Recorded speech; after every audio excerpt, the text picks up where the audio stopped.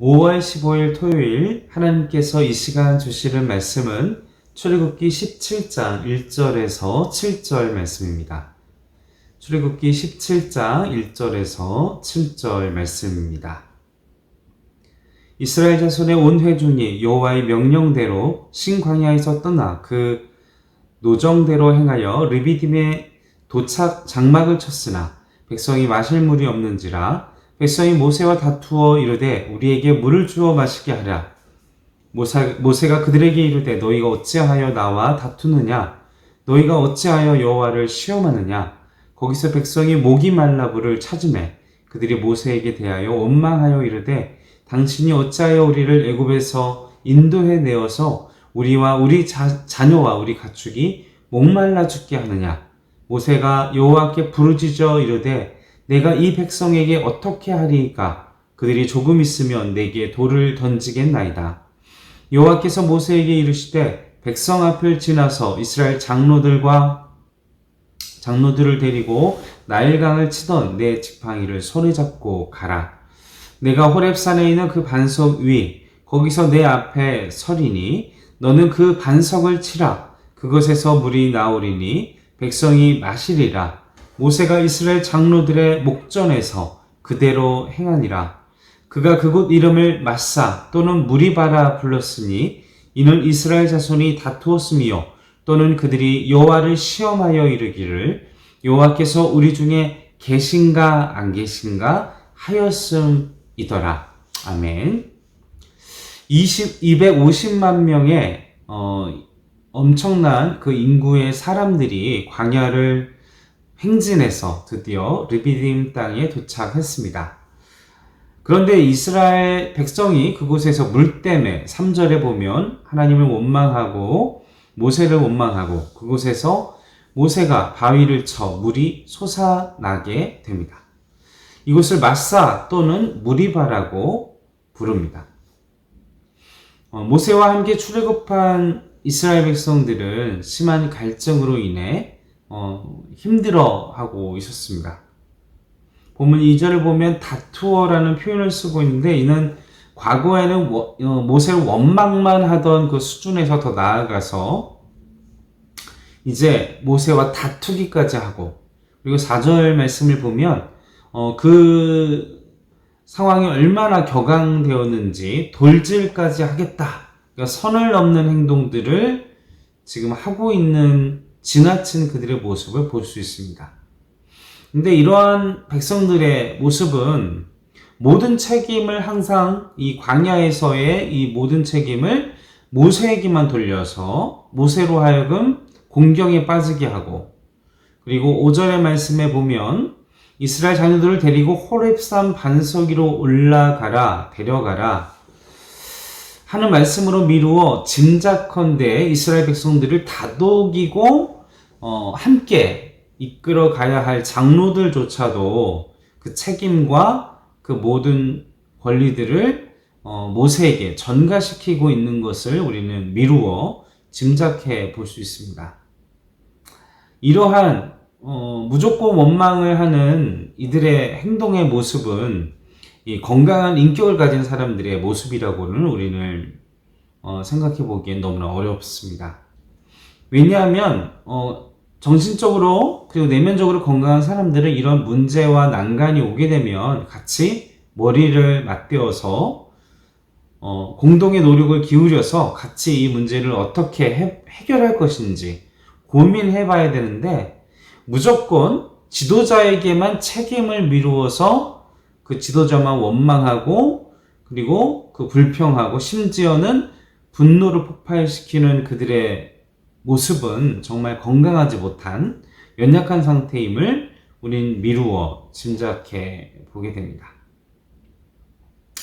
사람은 어려움이 다가가면 원망할 수 있죠. 그런데 모든 사람의 태도가 그러했다라는 것에 참 문제가 있습니다. 이것은 참으로 부끄럽고 잘못된 모습이자 그리고 불신앙의 자세라는 것이죠. 이스라엘 백성이 모세를 또한 이렇게 원망하는 것은 단순히 모세를 원망하는 것이 아니고 하나님을 원망하는 것이라고 하나님께서 말씀을 하셨던 것처럼 오늘 무조건 하나님의 리더십, 하나님이 세우신 사람들을 무조건 원망하는 것, 그리고 무조건 불평하는 것, 그리고 무조건 핑계대는 것은 바람직한 건강한 크리스찬의 모습은 아닐 수 있다는 것을 우리는 우리 말씀을 보면서 한번 생각해 봐야 합니다. 이것은 은혜가 되지 않을 뿐더러 하나님의 영광을 가리게 됩니다. 그리고 우리 믿음의 후배들과 어린 자녀들에게도, 그리고 앞으로 계속 우리의 리더십들 그리고 어른들을 보는 젊은 사람들에게도 이런 모습은 성숙한 모습은 아니라는 것입니다. 바로 이러한 행동의 원인은, 그 문제는 어디에서 시작되는 것입니까? 바로 불신앙입니다. 7절 말씀에 보면 과연 하나님이 우리와 함께 하시나? 이런 불신앙. 하나님 앞에 이 문제에 대해서 고백도 안 했습니다. 그죠? 하나님을 향해서 이 문제를 해결해 달라고 요청도 하지 않았습니다. 이스라엘 백성들은. 그리고 하나님이 과연 계시는가? 라는, 그리고 이 문제를 과연 하나님은 해결할 수 있는가? 라는 불신앙의 모습을 이스라엘 백성들이 가지고 있었다라는 것입니다.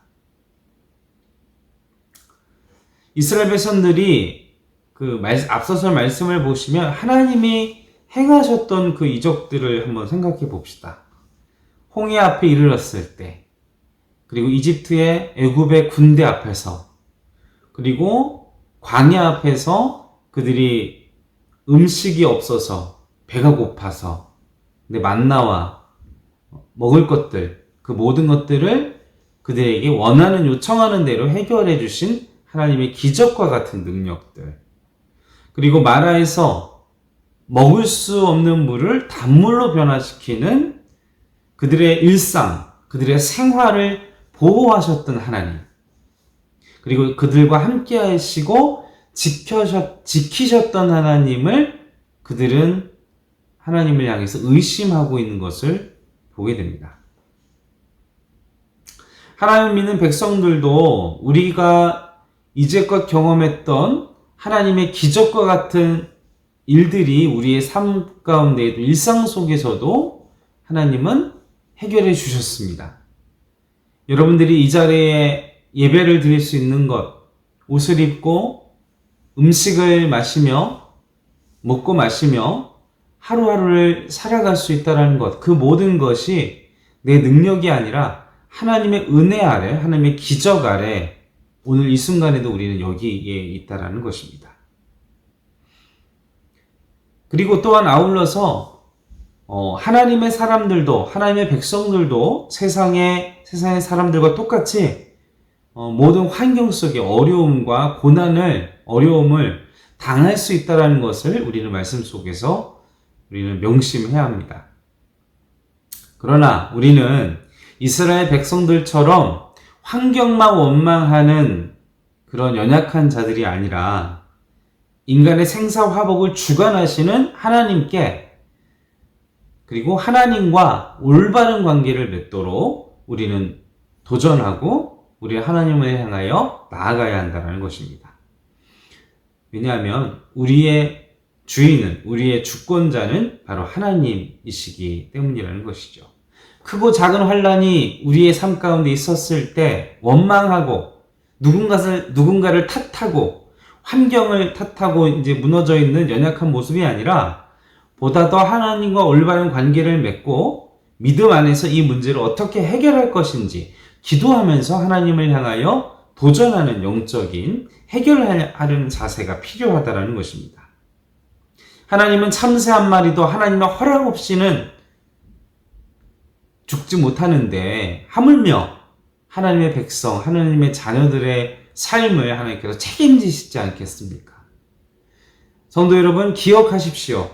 우리가 여기까지 온 것은 하나님의 10번의 기적과 무한의 기적들이죠. 우리의 인생 속에 일어난 기적들, 그리고 홍해 앞에서와 광야에서와 마라에서 행하셨던 우리의 삶 가운데 행하셨던 하나님의 능력을 기억하시고 하나님께 모든 것을 아뢰고 그리고 하나님께서 이 모든 것들을 이제껏 해주셨던 것처럼 해결해 주실 것이라는 믿음으로 이 모든 시험과 환난을 이겨내시고 승리하시는 우리 행정교회 성도 여러분들 되시기를 간절히 축원합니다. 함께 기도하시겠습니다.